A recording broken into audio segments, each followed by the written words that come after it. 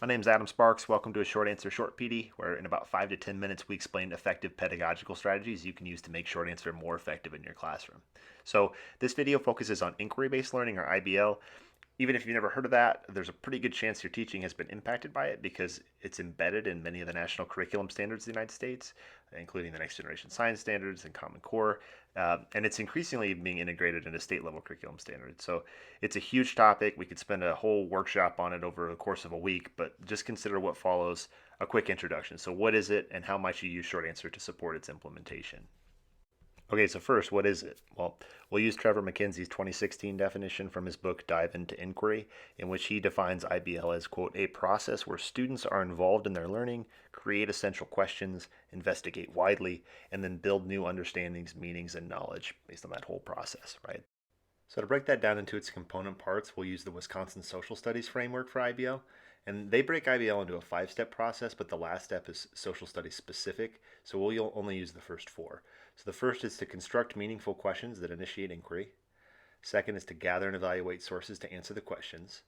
Third is develop claims using evidence to support reasoning. And then fourth is communicate and critique conclusions. Okay, so given there are 4 steps in that process, let's go ahead and look at 4 activities that we could do in short answer to support each step using an example from a high school science class. The first step in IBL is to work with your students to construct meaningful questions for inquiry. So to me, this is the coolest part of IBL, but also the scariest. Cool because the students have the agency to shape the direction of the learning experience based on the essential questions that they want to answer, but also scary in that for the teacher, this requires a lot of flexibility, and I think this is where short answer can really help.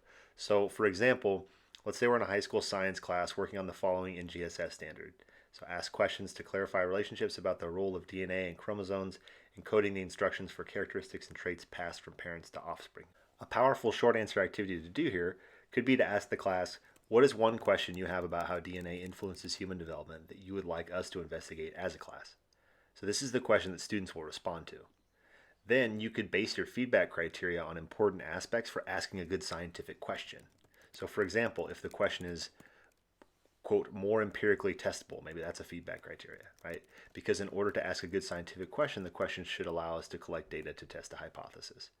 So other feedback criteria might be more relevant to DNA and human development to make sure the questions are relevant to the topic.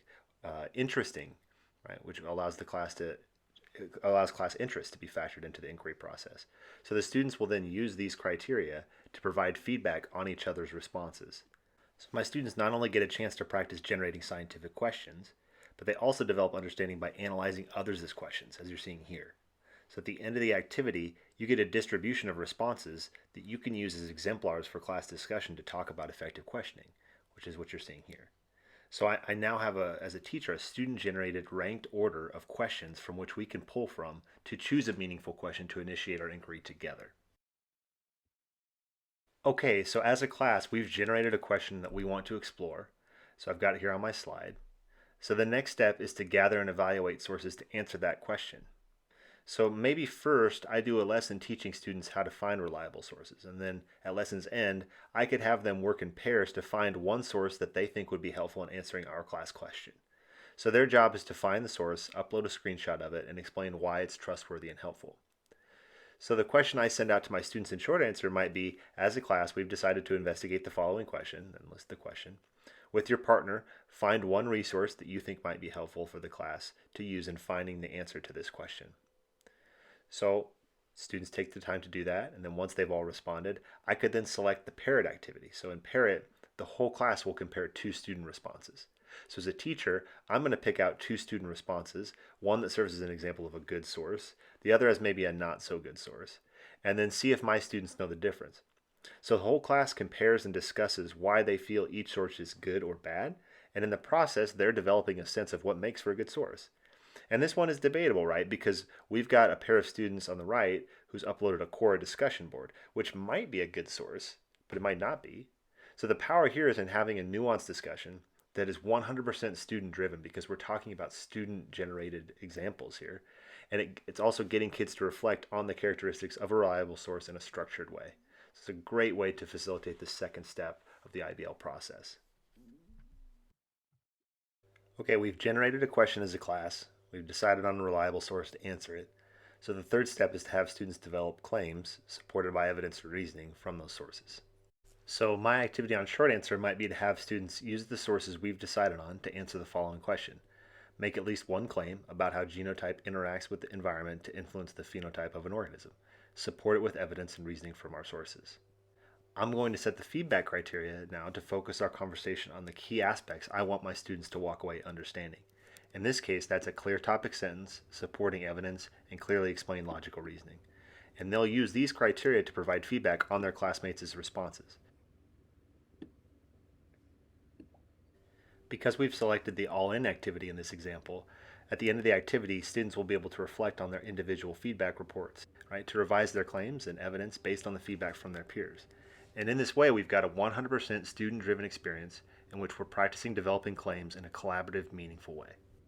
We've now used short answer to come up with our class question, to evaluate sources to answer it, and to develop claims and reasoning, but we can also use it to communicate our findings, which is the last step here of the IBL process. So maybe in this case we had students create a physical diagram to demonstrate their understanding of how genes influence human development.